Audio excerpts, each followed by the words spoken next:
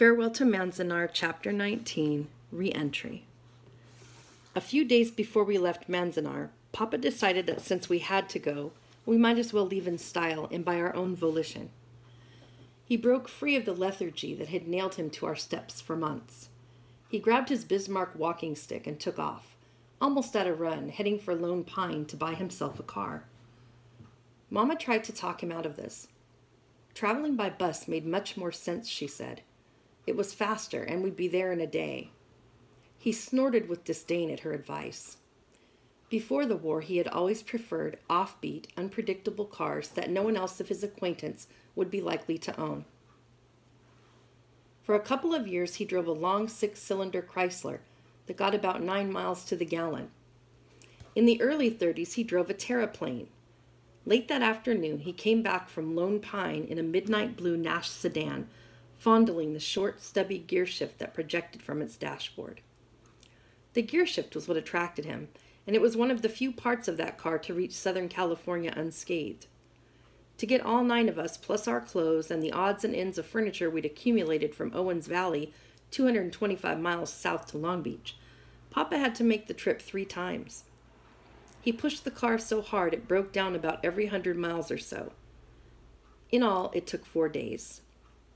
I went in the first load with Mama and May and a back seat heaped to the ceiling with dishes and lamps and bedding. A double mattress was tied to the roof. We could have been an Okie family heading west, while Papa was in his wide brim hat and his turtleneck sweater drove like a wild man, as if he couldn't wait to get back to civilization.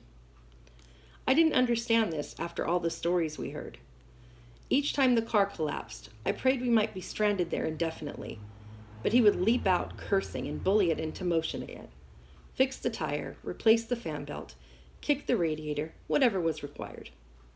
I still see him standing by that desert road in the hot shade of a great saguaro cactus, the blue hood open as he shouts at the engine in Japanese, damning it and damning the man who sold him this car. He slams the hood shut in disgust, ready to attack it with the butt end of his cane, and that slam is as if by insult, somehow starts the car, so that Papa has to jump in and grab the steering wheel and that dashboard gear knob before the Nash drives away without him. When he came back from Lone Pine, he was drunk, on the first real whiskey he had tasted in years. He was drinking all the way past Mojave and into the northern suburbs of Los Angeles. There he suddenly sobered up, and his mood began to match what mine had been since we drove out the main gate, as if what we had all been dreading so long was finally to appear, at any moment, without warning. A burst of machine gun fire, or a row of Burma shave signs saying, "Japs, go back where you came from." The stories, the murmurs, the headlines of the last few months had imprinted in my mind the word hate. I had heard my sisters say, "Why do they hate us?" I had heard Mama say with lonesome resignation, "I don't understand all this hate in the world." It was a bleak and awful sounding word, yet I had no idea at all what shape it might take if I ever confronted it.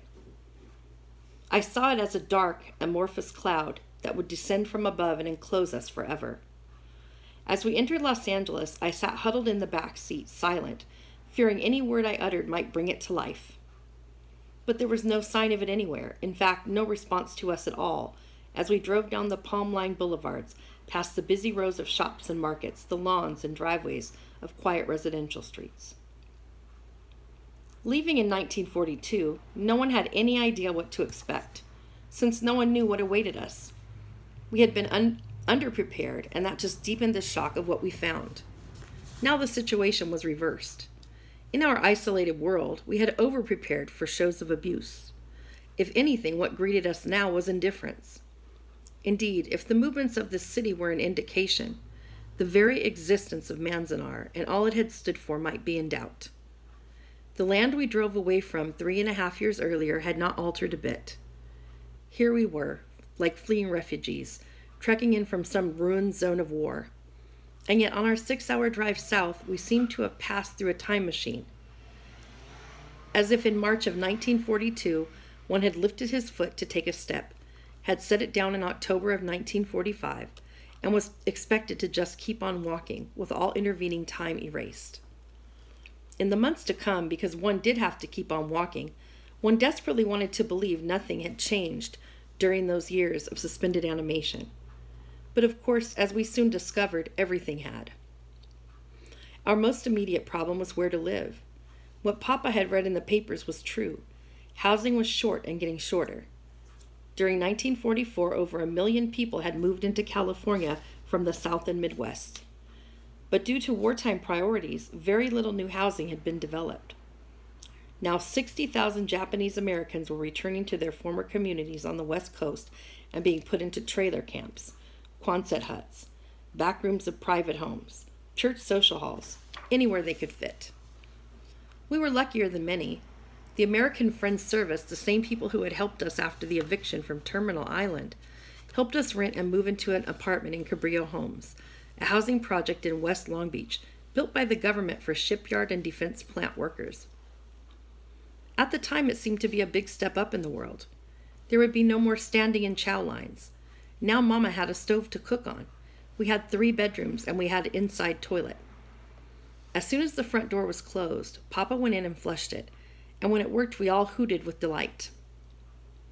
I didn't really see Cabrillo Homes for what it was until I started high school a few years later. It looked like a half-finished and under-maintained army base. Long 2-story stucco buildings were set in rows like barracks. Peeling 2x4 banisters guided you up the outside stairways. Community clotheslines ran above the ragged strips of grass. Mama picked up the kitchenware and some silver she had stored with neighbors in Boyle Heights. But the warehouse where she'd stored the rest had been unaccountably robbed of furniture, appliances, and most of those silver anniversary gifts. Papa already knew the car he put money on before Pearl Harbor had been repossessed, and as he suspected, no record of his fishing boats remained. This put him right back where he'd been in 1904, arriving in a new land and starting over from economic zero. It was another snip of the castrator's scissors, and he never really recovered from this, either financially or spiritually. Yet neither did he entirely give up. One of the amazing things about America is the way it can both undermine you and keep you believing in your own possibilities, pumping you with hope. To maintain some hold on his self-esteem, Papa began to pursue his doomed plan for setting up a housing cooperative among the returning Japanese. In our small front room, he built a drafting table and worked on sketches for what would become the thick pile of blueprints he carried to households and civic offices all over Los Angeles County, looking for support. Mama's first concern, meanwhile, as always, was how to keep money coming in. She had saved about $500, but that wouldn't last long. Soon after we settled into Cabrillo Homes, the Friends Service found some openings at one of the fish canneries, and she went back to the kind of job she'd had when we lived on Terminal Island. It meant much more to her now than it had before the war. In 1941, after Papa disappeared, she was marking time while we drifted, awaiting the inevitable. Now she knew the household income was going to be her responsibility for quite a while. Papa would never accept anything like a cannery job, and if he did, Mama's shame would be even greater than his. This would be a sure sign that we had hit rock bottom. So she went to work with as much pride as she could muster. Early each morning she would make up her face, she would fix her hair, cover it with a flimsy net, put on a clean white cannery worker's dress, and stick a brightly colored handkerchief in the lapel pocket. The carpool horn would honk, and she would rush out to join 4 other Japanese women who had fixed their hair that morning, applied the vanishing cream, and sported freshly ironed hankies. As for me, the shapeless dread of that great dark cloud in my imagination gradually receded, soothed away by a sky at the same blue it has always been, lawns the same green, traffic signals that still change with dependable regularity, and familiar radio programs to fill up the late afternoons and evenings. Jack Armstrong, Captain Midnight, The Whistler, I Love a Mystery. That dread was gone, but those premonitions proved correct, in a way I hadn't been at all prepared for, on the first day back in public school, when the shape of what I truly had to deal with appeared to me for the first time.